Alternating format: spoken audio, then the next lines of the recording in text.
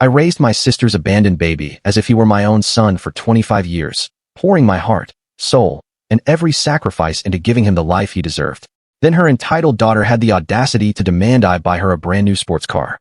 When I refused, she retaliated by vandalizing and utterly destroying the car I'd gifted my son, erasing a quarter-century of love and devotion in one spiteful act. So, I'm 43F, and I've got a really complicated family history that stretches back years. My sister, who's 47 now, had a baby when she was 22, and I was 18. Let's call him Luke. Right from the start, she and her then-boyfriend, now husband, barely paid attention to him. I'm not exaggerating. It was like he didn't exist to them. They'd go out partying and leave him with whoever was around, not even bothering to check in. Sometimes I'd come home from school and find him sitting there in a soaked diaper that clearly hadn't been changed in hours. After a few weeks of that, I just couldn't take it anymore. I was young and terrified, but nobody else was stepping up, so I did. I ended up caring for Luke most of the time. My grandmother, God rest her soul, watched him during the day while I finished my senior year of high school. In return, I'd clean her house and cook for her on weekends. It wasn't perfect, but we made it work. My parents weren't much help either. They gave me maybe $100 a month for Luke, and if you've ever raised a baby, you know that's nothing. Formula alone wiped that out fast. Then you've got diapers, clothes, doctor visits. It all adds up in no time. It felt like me and my grandma were the only ones who actually cared about that little boy. I remember having to skip prom because I couldn't afford both a dress and his formula that month. Not that I regret it, but it gives you an idea of what my life looked like. About a year after I graduated, things got worse. One day I came home and found my stuff packed in garbage bags by the front door. My parents were done having us in the house. My sister even told me she wished she'd never had Luke. Who says that about their own child? I still remember his little face looking up at me, totally confused about what was going on. So, my grandma and I met with a family law attorney. My sister and her husband signed away their parental rights just like that, like they were giving away an old couch or something. I got full custody of Luke when I was barely an adult myself. I moved in with my grandma, and she helped with Luke while I went to community college and worked part-time at a crappy retail job that barely paid minimum wage. My manager always tried to guilt me into taking extra shifts, but I needed time to study and care for Luke. It was a constant balancing act. I was exhausted all the time. I'd fall asleep at the kitchen table while studying and wake up with drool on my textbooks. It was brutally hard, especially when my grandmother passed away when Luke was 6. Those first few weeks without her, I honestly didn't know how we were going to make it. She left most of her belongings to me, and suddenly my parents and sister got real interested in reconnecting with us. Yeah, right. They thought they could swoop in and claim part of her estate. But the house wasn't even fancy, just a small 2-bedroom in an old neighborhood. Still, it was ours, and it meant we had a stable home. That fake little family reunion didn't last long. I told them they could either behave or never see us again. My dad actually made an effort, and now we're close. He checks in regularly and helps with the kids sometimes. My mom and I aren't that close, but she's at least polite to Luke when she sees him, which isn't very often. Around that time, I met my now husband at community college. He worked during the day and took night classes. We clicked instantly, but I was super cautious about letting him meet Luke. I didn't want Luke getting attached to someone who might not stick around. We dated for a year before they met. I was so nervous I could barely eat that day. But thankfully, they bonded right away. My husband's amazing with kids. He treated Luke like he mattered from the beginning. They'd play those silly video games together for hours, and he never complained. He'd even do voices for each character when reading bedtime stories. It's those little things that mean the world to a kid. When Luke was 8, both my sister and I got pregnant around the same time. I found out first, and then about a month later, my dad told me my sister was expecting too. And wouldn't you know it, suddenly she wanted Luke back in her life. She started calling and asking to see him. At first, I thought maybe the pregnancy had made her realize what she'd thrown away, and I hoped maybe Luke could have some kind of relationship with her. Boy, was I wrong. She started telling him awful things, like me and my husband wouldn't love him anymore once our real baby came.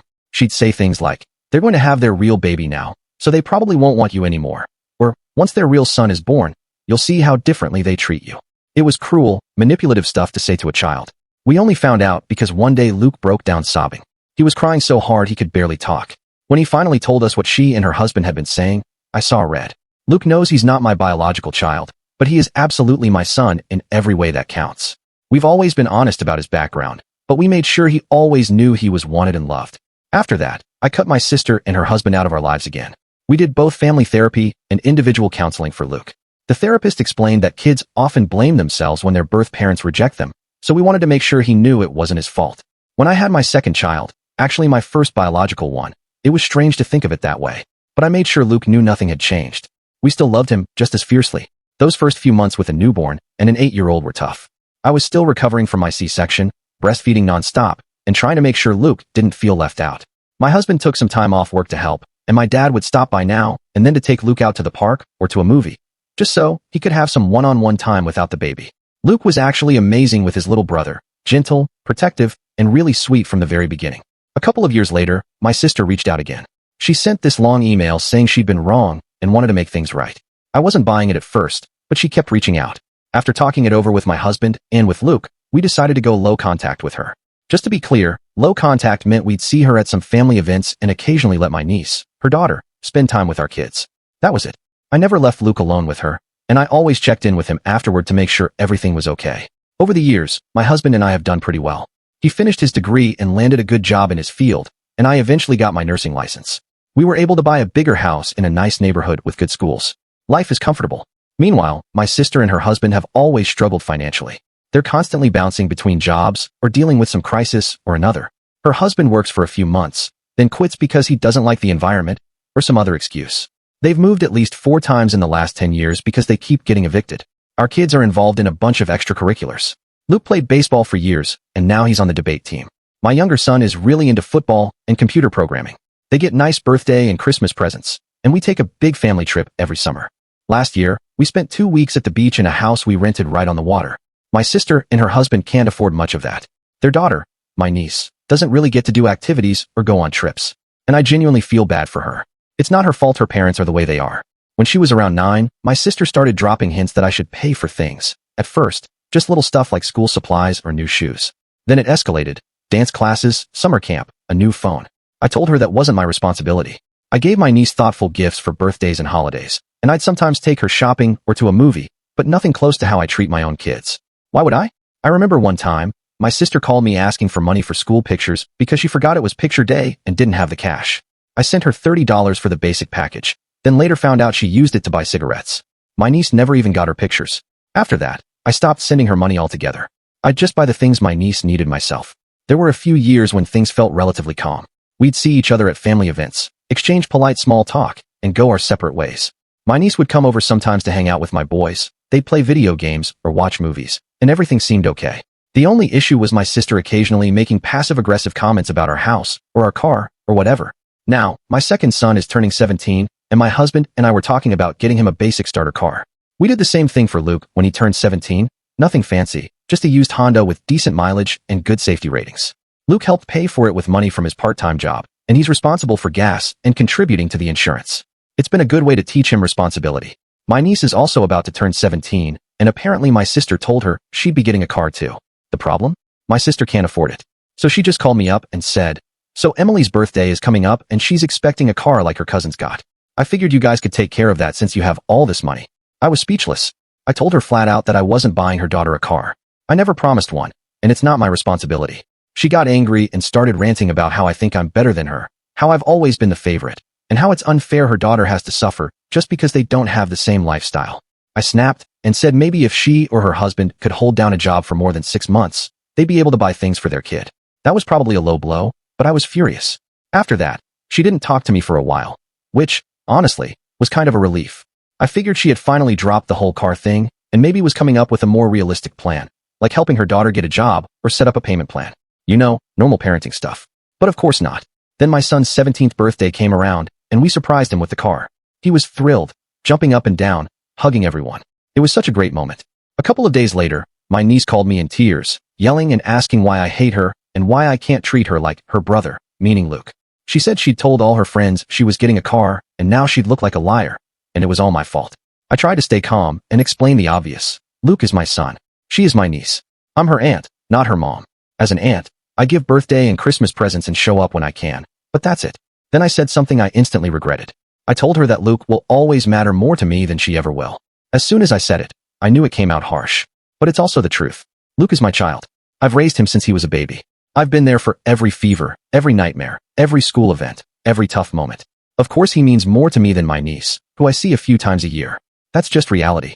She kept yelling at me, saying I was being unfair, and then she hung up.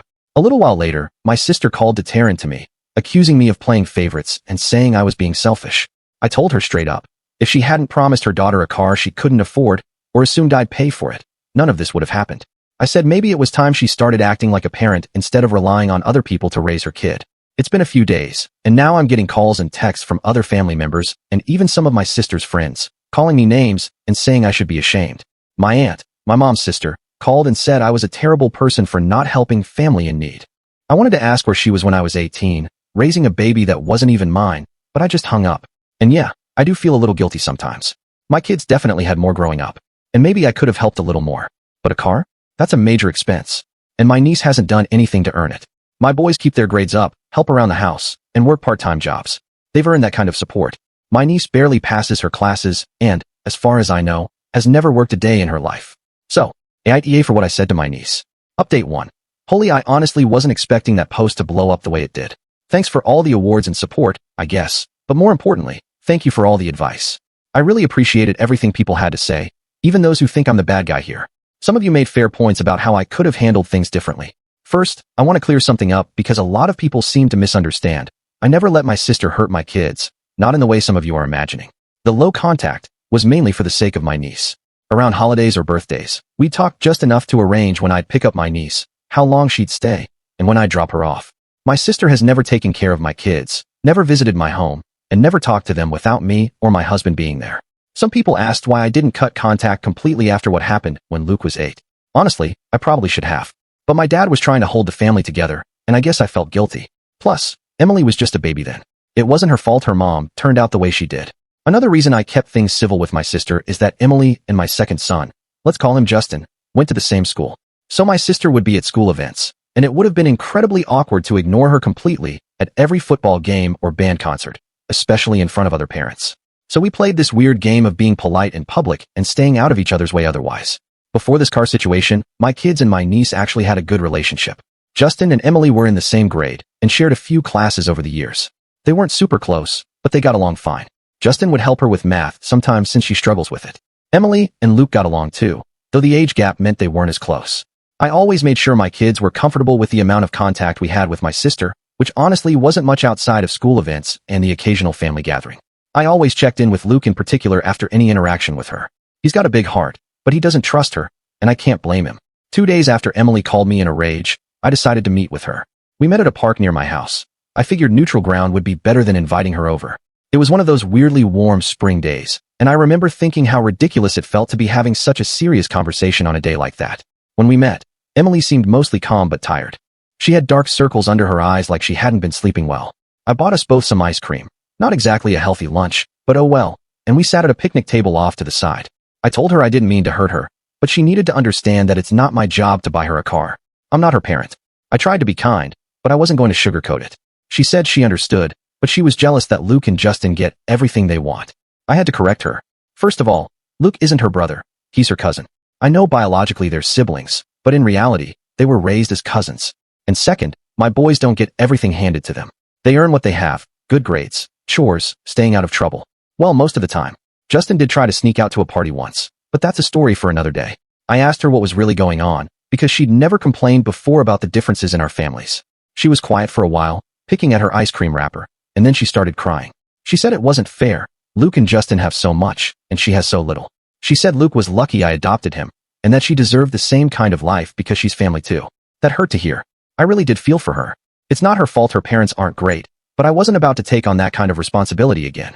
Taking in Luke was a different situation, and I was a different person back then. Young, and maybe a little naive about what I was getting into. I told her I do love her, but I'm not her mom. She's not my responsibility.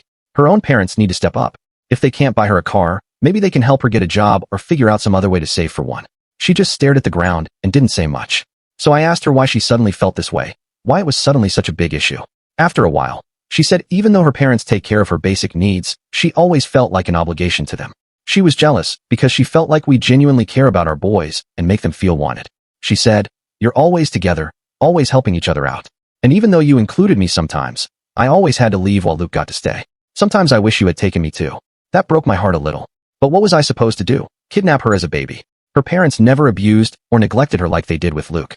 They're not winning any parenting awards, but they provided the basics.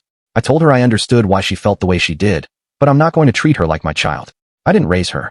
I love her, but it's her parents' job to support her and provide for her. She got upset again, said I clearly didn't care, and left. I sat there for a while feeling awful. When I got home, my husband and I talked for hours. We finally decided to call my sister and tell her that we were done. No more contact. No more drama. No more guilt trips. She asked how I'd stay in touch with Emily. I said Emily's almost an adult. She can reach out to me if she wants. Then she asked if I was going to buy Emily a car. I told her no. That's her job. She's Emily's mother. She needs to act like it. Then I hung up and blocked her number. I thought that was the end of it, at least for now. But the next day, my mom called, saying I should at least give Emily some money for a car. I told her no and hung up to avoid a fight.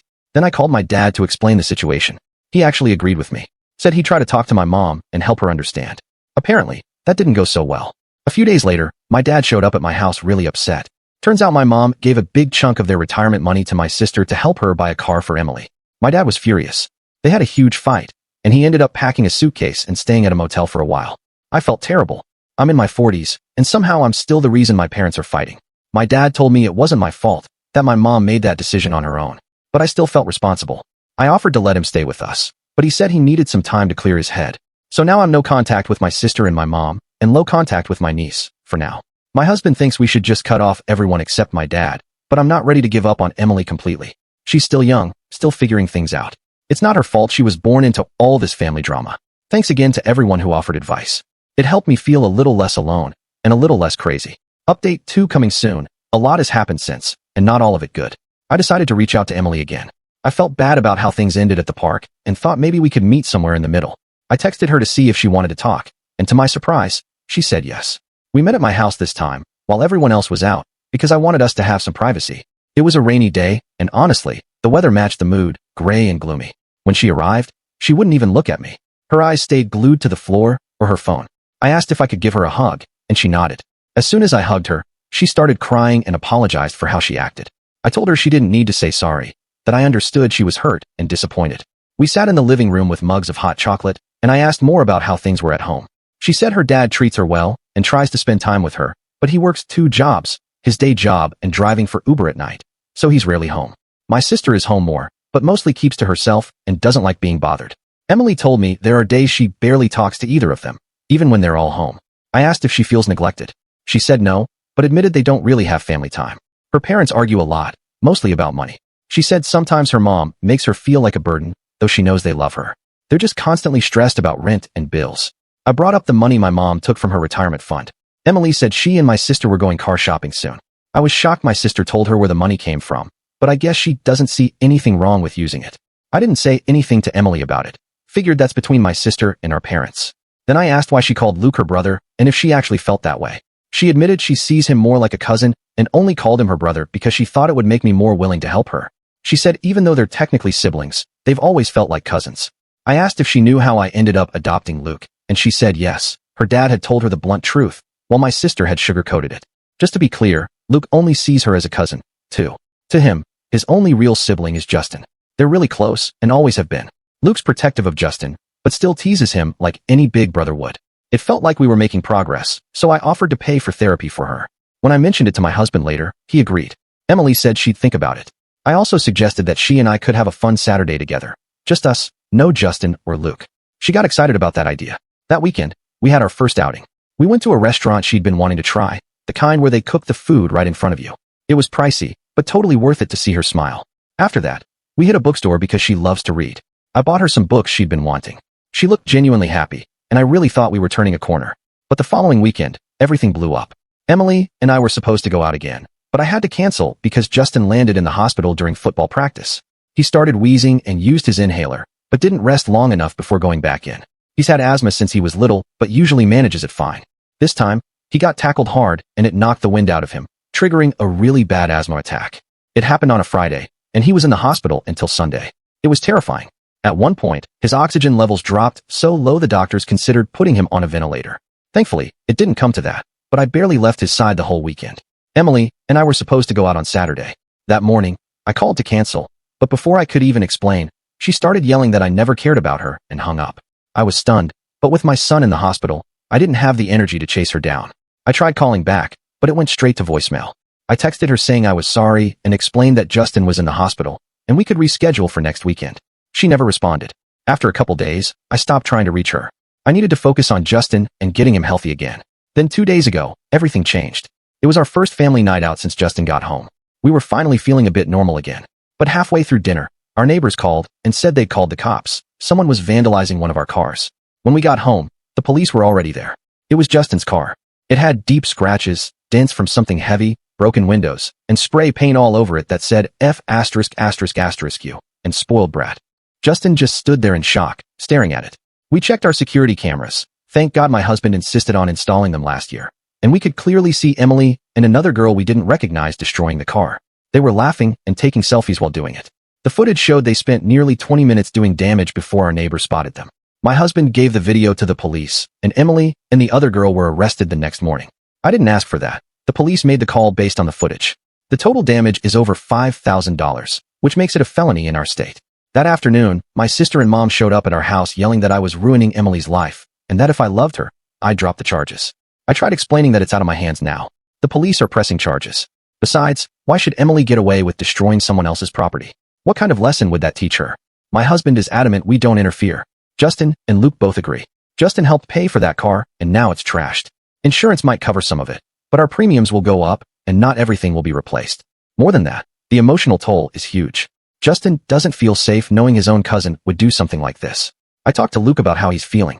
He's been quiet through all of it, but I wanted to check in since Emily is technically his half-sister. He told me he's done. He thinks it's best to cut off contact with all of them, Emily and my sister. He said he's known for years that something's off with my sister, and now he sees the same patterns in Emily. So, we're cutting contact with everyone except my dad. He's been supportive and agrees Emily needs to face the consequences. My mom, on the other hand, is still defending my sister and Emily, saying we provoked this by not helping with the car situation. It feels like I'm right back at square one with my family, and I'm just so tired. I don't know what's going to happen with the charges against Emily.